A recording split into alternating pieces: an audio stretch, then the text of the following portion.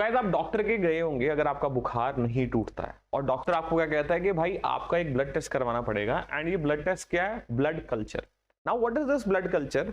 उस टेस्ट की जब रिपोर्ट आती है उसमें पता किया जाता है कि आपके ब्लड में जो इन्फेक्शन चल रही है जिसके कारण आपको बुखार हो रहा है वो कौन से बैक्टीरिया के कारण इन्फेक्शन है, यानी कि कौन से बैक्टीरिया ने आपको अटैक कर दिया। तो आप कहेंगे इसके लिए टेस्ट करवाने की क्या जरूरत थी, बैक्टीरिया को मारने वाली दवाई यानी कि एंटीबायोटिक्स मुझे दे दिए जाते।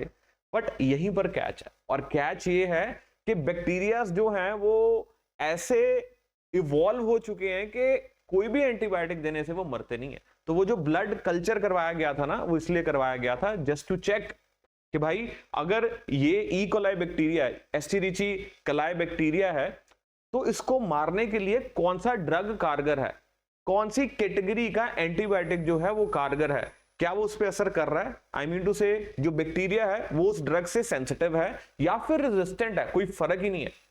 इन शॉर्ट एंटीबायोटिक्स ने रेजिस्टेंस इन शॉर्ट बैक्टीरिया ने रेजिस्टेंस पैदा कर ली है कि एंटीबायोटिक्स भी उन पे असर नहीं करते।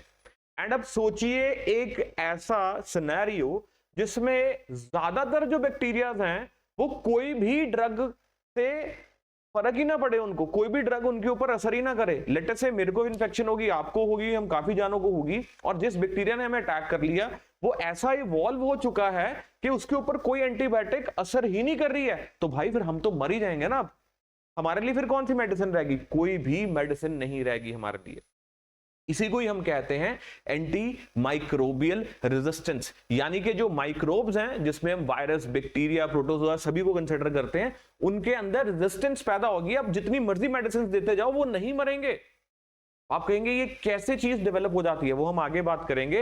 एंड उससे पहले अब लैंसेट ने ये न्यूज में क्यों है, देखो हम क्या कर रहे हैं, we are going to talk about one day one topic anti microbial resistance के ऊपर। आपको पता है हमारी सीरीज के बारे में कि 500 टॉपिक्स हमने आपको करवाने हैं पूरे साल के अंदर, और आगे जाके हम टॉपिक्स की जो नंबर है वो बढ़ा देंगे जस्ट टू मेक श्योर आपके 500 टॉपिक्स कवर हो। तो मैं क्या बता रहा था, न्यूज में ये क्यों है, लैंसेट ने एक रिपोर्ट पब्लिश की है जिसमें लैंसेट ने क्या बोला है कि एंटी माइक्रोबियल रेजिस्टेंस के कारण तकरीबन 4 करोड़ लोग जो हैं वो 2050 तक मर जाएंगे। अप्रोक्सीमेटली 4 करोड़ 2050 तक मर जाएंगे। क्यों? क्योंकि जिस बैक्टीरिया ने उनको अटैक किया और उनको बुखार हुआ उसके अगेंस्ट लड़ने के लिए कोई दवाई है नहीं। आप कहेंगे एंटीबायोटिक्स है नहीं, मैं कहूंगा हाँ है, लेकिन वो असर नहीं कर रही है उसके ऊपर। जब जापान के ऊपर न्यूक्लियर अटैक हुआ था, approximately immediately total 70,000 to 1 lakh जो लोग थे वो मरे थे एक टाइम पर। लॉन्ग टर्म में बात करें तो दोनों अटैक्स के साथ तकरीबन 3 लाख लोगों की मौत जो थी वो कंफर्म की गई थी। यहां पर मैं क्या बोल रहा हूं आपको, 4 करोड़ लोग मर जाएंगे।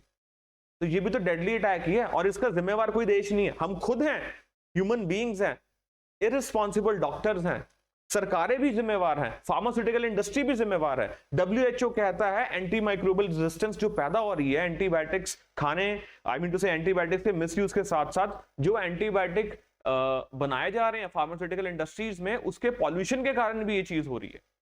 अब ये सारी चीजें फैक्टर इन करती हैं, एंड पिस्ता कौन है? आम इंसान, जिसको इतनी अवेयरनेस ही नहीं है। तो आज मैं आपको अवेयर कर रहा हूं एंटीबायोटिक रेजिस्टेंस के बारे में कि what is this anti microbial resistance, and I will be explaining you कि क्या कारण है, गवर्नमेंट ऑफ इंडिया के क्या इनिशिएटिव्स लिए गए हैं, एंड और हमें क्या करना चाहिए, क्या लेटेस्ट रिपोर्ट्स हमें कह रही हैं। So guys welcome to Launchpad IAS, मेरा नाम है अभिनव। शुरू करते हैं आज का टॉपिक। तो सी जैसा आपको पता है हम यूपीएससी के साथ लिंक करके इसको पढ़ रहे हैं, तो एक बार 2014 में जीएस पेपर 3 में इसके ऊपर क्वेश्चन भी आया था। And what was the question? Can overuse and availability of antibiotics without doctor's prescription the contributed to emergence of drug resistant disease in India? What are the available mechanisms for monitoring and control? Critically discuss various issues involved. अब ध्यान से सुनना मेरी बात को। वो क्या कह रहे हैं कि जो ओवर यूज किए जा रहे हैं ड्रग्स, एंटीबायोटिक्स, क्या वो कंट्रीब्यूट कर रहे हैं ड्रग रेजिस्टेंस डिजीजेस में इंडिया में? अब मैं आपको एक और बात बताता हूं, ये बात तो बिल्कुल सच है कि वो कंट्रीब्यूट कर रहे हैं ड्रग रेजिस्टेंस में। आप बाहर मुल्क में जाएंगे, अमेरिका में जाएंगे, वहां ओवर द काउंटर आपको एंटीबायोटिक्स नहीं मिलते। यहां पर भी अगर आप चेक करेंगे स्ट्रिप ऑफ द मेडिसिन, उसके पीछे लाल लाइन दी गई होती है, वो प्रिस्क्रिप्शन यही बता रही होती है कि बिना, आई मीन टू से वो उसका मैसेज यही होता है कि बिना डॉक्टर की प्रिस्क्रिप्शन की ये चीज बिल्कुल भी नहीं देनी चाहिए। बट यहाँ तो आप जहां मर्जी जोन सी मर्जी दुकान से जाके एंटीबायोटिक खरीद लो, आपको बुखार भी होता है, आप डॉक्टर के पास जाते हैं, डॉक्टर कहता है एंटीबायोटिक खा लो, बिना जाने कि भाई बैक्टीरिया ने अटैक किया है कि वायरल ने किया है। अब अगर किया ही वायरस ने अटैक है तो एंटीबायोटिक खाने का कोई फर्क नहीं है, कोई फायदा नहीं होगा आपको, नुकसान ये होगा कि वो बैक्टीरिया की जो रेजिस्टेंस है वो पैदा हो जाएगी अगर आप इतने ज्यादा अब्यूज कर रहे हो एंटीबायोटिक को। समझ आ रही है मेरी बात? So this was the question which was covered. अभी ये न्यूज में क्यों चल रहा है, मैंने आपको ये भी बताया कि ग्राउंड ब्रेकिंग जो स्टडी है, लैंसेट ने तो वार्न किया है कि antimicrobial resistance pathogens could kill over 39 million people by 2050। Approximately 4 crore लोग मारे जाएंगे एंटीमाइक्रोबियल रेजिस्टेंस। आप इमेजिन करके देखिए सिनेरियो। अब आपको ट्यूबरक्लोसिस का पता होगा, ट्यूबरक्लोसिस की भी हमने कैसे डिजीज की एडवांसमेंट देखी है, जिसमें हम क्या देख रहे हैं, मल्टी ड्रग रेजिस्टेंट, कि कितने ज्यादा ड्रग से रेजिस्टेंट हो गए माइकोबैक्टीरियम, ट्यूबरक्लोसिस को जो अटैक करने वाला पैथोजन है। एंड फिर हमने देखा extremely drug resistance XDR, and फिर देखा इनके लिए जो मेडिसिन है वो कितनी एक्सपेंसिव है अगर बनती भी है तो ये सारा कुछ जो हो रहा है बहुत स्ट्रेस वाली या टेंशन वाली बात है। इसका हल क्या है कि आप अपने एंड पर क्या कीजिए, रिस्पॉन्सिबली एक्ट कीजिए। ऐसा नहीं है कि अगर आपने अब्यूज किया तो आपको ही प्रॉब्लम होगी एंटीमाइक्रोबियल रेजिस्टेंस की, नहीं, किसी को भी हो सकती है। आपने एंटीबायोटिक जिंदगी में ना खाई हो सकता है आपको ऐसा बैक्टीरिया अटैक कर दे जो रेजिस्टेंट है हर प्रकार के एंटीबायोटिक्स के साथ, उसको हम सुपरबग कहते हैं। क्या कहते हैं, ये बहुत इंपॉर्टेंट टर्मिनोलॉजी है, सुपरबग।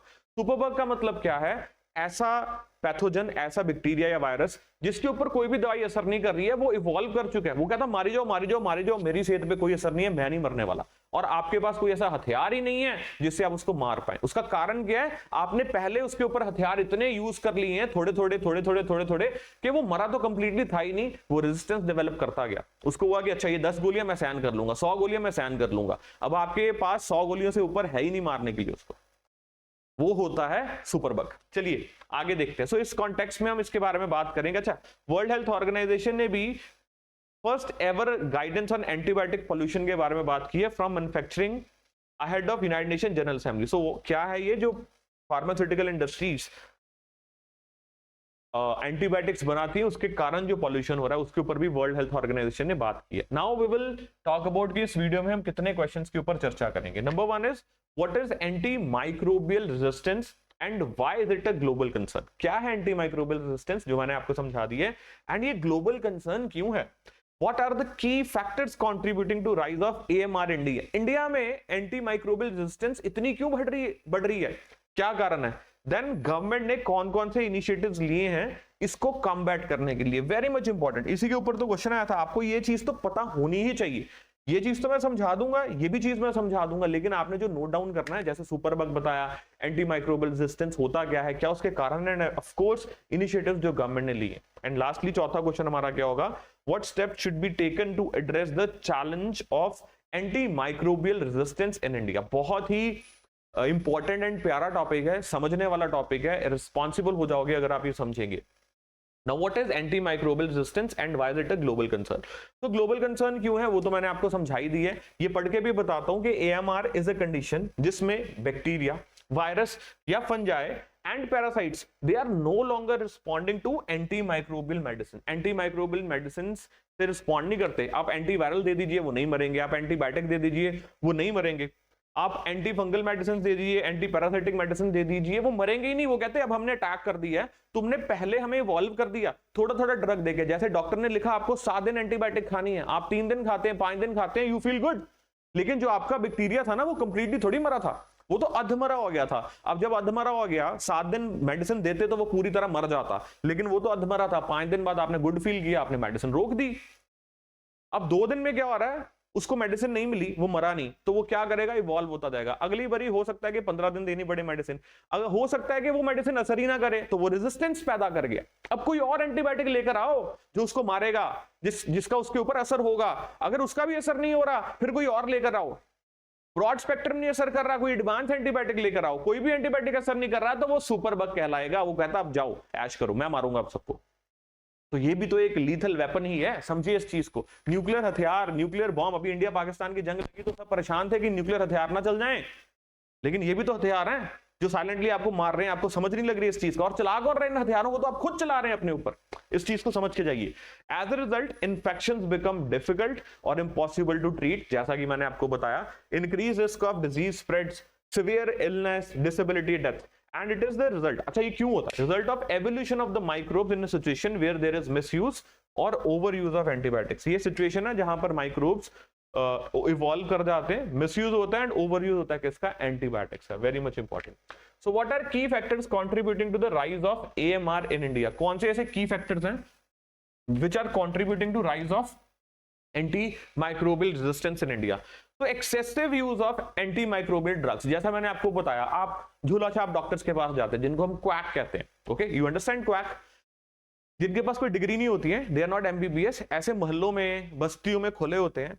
अगर कोई बीमार होता है, वहां जाता है, वो उसको कहता है कि अच्छा क्या हुआ, ये हो गया, 2-4 मेडिसिन ले ली, ये कोर्स पूरा कर लिया। एंटीबायोटिक दे दी भाई। उसको एंटीबायोटिक क्यों दे दी? उसको तो वायरल हुआ है, उसको तो वायरल। इट्स जस्ट लाइक मच्छर को मारने वाली दवाई आपको चाहिए थी, आपने कॉकरोच मारने वाली दवाई मच्छर पे डाल दी। मच्छर तो मरता ही नहीं उस मेडिसिन से।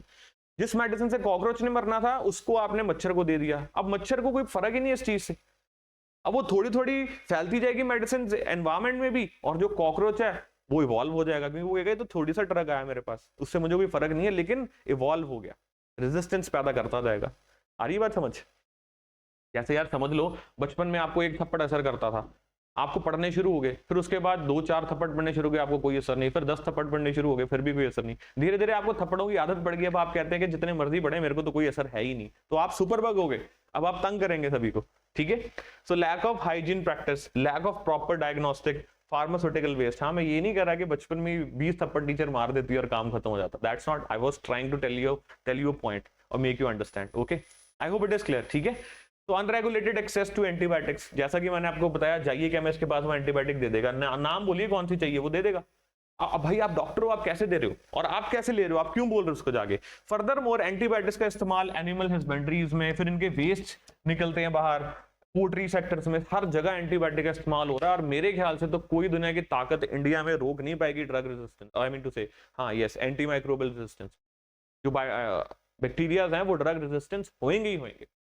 आपने यूरिनरी ट्रैक इन्फेक्शन सुना होगा, यूटीआई। अक्सर लड़कियों को ये ज्यादा प्रॉब्लम फेस करनी पड़ती है, एंड उनका भी फिर यूरिन कल्चर किया जाता है जस्ट टू चेक कि उसके अंदर कौन सा बैक्टीरिया पाया जा रहा है, और जो उसके अंदर बैक्टीरिया पाया जाता है फिर देखा जाता है कौन सा जो ड्रग है असर कर रहा है।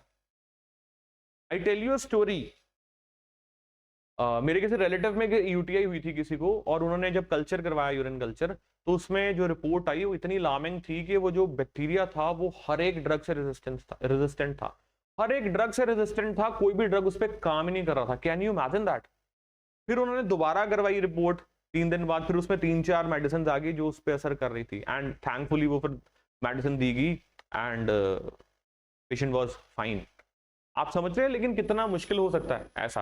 एंड देन कई बार क्या होता है, पस पड़ जाती है, इन्फेक्शन जब होती है, तो उसका भी क्या होता है, कल्चर किया जाता है जस्ट टू चेक इसमें कौन सा bacteria. Okay, so unregulated access to antibiotics, so area of great concern is the unregulated access to antibiotics, जैसा मैंने आपको बताया। Now next is what initiative has government of India undertaken to combat antimicrobial resistance? Antimicrobial resistance को combat करने के लिए सरकार ने क्या किया भाई? तो national programme on anti microbial resistance containment, ये बहुत इंपॉर्टेंट है। 12th 5 ईयर प्लान में लॉन्च किया गया था 2012 में। उसके बाद तो चलो मोदी सरकार आ गई थी, उन्होंने ये 5 ईयर प्लानिंग को खत्म कर दिया था, नीति आयोग उन्होंने लॉन्च किया था। लेकिन ये 2012 से 17 तक इसको चलना था, आई मीन 2012 से 2017। मेन ऑब्जेक्टिव क्या थे इसके? Establish laboratory based anti microbial resistance surveillance system. Surveillance system, ये पता लगे कैसे कैसे जो माइक्रोब्स हैं वो रेजिस्टेंस पैदा करते जा रहे हैं, ताकि हाई क्वालिटी डेटा हम मेंटेन कर पाए, अकॉर्डिंगली रिसर्च एंड डेवलपमेंट हो पाए। Surveillance of anti microbial usages in different health care sectors, basically surveillance के ऊपर जोर है एंड R&D के ऊपर जोर है। आप एक एक लाइन भी ले सकते हैं तब भी बहुत है। Then next is national action plan on anti microbial resistance. Now anti microbial surveillance network, ये भी सर्वेलेंस के ऊपर ही फोकस था। आपको सिर्फ नाम याद रखने हैं, national action plan on anti microbial resistance. क्यों? क्योंकि आपके पास समय भी उतना होगा और स्पेस भी उतनी होगी, लेकिन मैक्सिमम डेटा आपको लिखना है अगर ये क्वेश्चन आता है। जैसे मैंने आपको दिखाया कि 2013 में इसके ऊपर क्या आया था, क्वेश्चन आया था। क्यों आया था? बिकॉज वी नो 2012 में क्या किया गया था, national programme on anti microbial resistance containment शुरू किया गया। Is that clear? Now what steps should be taken to address the challenges of AMR in India? देखिए, रेगुलेट कीजिए किसको? Antibiotic in various sectors. Effective sanitation and hygiene आपको make sure करना चाहिए। Prioritize implementation of national action plan and on antimicrobial resistance. Promoting of responsible behaviour among citizen and doctors. So ये basic चीज है, responsible behaviour promote करना, अच्छे से implement कीजिए। So these are the basic things. Basically सरकार के द्वारा क्या एक्शन लिए गए, क्या WHO कह रहा है, क्या लैंसेट कह रहा है, होता ये क्या है, that was everything which was important for you. And I hope आपको ये चीज समझ आ गई है एंड आप एग्जाम में अब बढ़िया करके आएंगे, इस टॉपिक पे मार नहीं खाएंगे किसी भी तरह से। Next, one health approach. The environment plays a crucial role in development, transmission and spread of AMR। सो ये सारी चीजें क्या इंपॉर्टेंट है एग्जाम में लिखने के लिए। वन हेल्थ अप्रोच, जिसमें हम सिर्फ ह्यूमंस की बात नहीं कर रहे हैं, हम सभी के आसपास बात कर रहे हैं। One health, health is health, a life is a life, चाहे छोटी चाहे बड़ी, चाहे जानवर की चाहे इंसान की, चाहे प्लांट्स की चाहे अगेन ह्यूमन बींग्स की। So therefore response must be based on one health approach, जिसमें रिकॉग्नाइज किया जा रहा है humans, animals, plants and environment को, which are all interconnected and indivisible at the global, regional and local level. जैसे बोला जाता है कोरोना कहां से आया, जूनोटिक डिजीज बोला जा रहा था उसको, ऐसे काफी डिजीजेस हैं जो जूनोटिक है। जूनोटिक एज इन जो कहां से आते हैं, जानवरों से आते हैं, जंगलों से आते हैं। तो we are taking care of all this one health approach लेके, तब हम कामयाब रहेंगे। So that was all for the class today guys. I hope आपको मजा आया ये टॉपिक पढ़ के, ऐसे और टॉपिक लेके आता रहूंगा, चिंता मत कीजिए। एंड अगर क्लास में मजे लेने हैं ऐसे, तो आप इन नंबर्स पे कॉल करके हमारे साथ जुड़ सकते हैं। मिलेंगे दोबारा क्लास में। Thank you very much.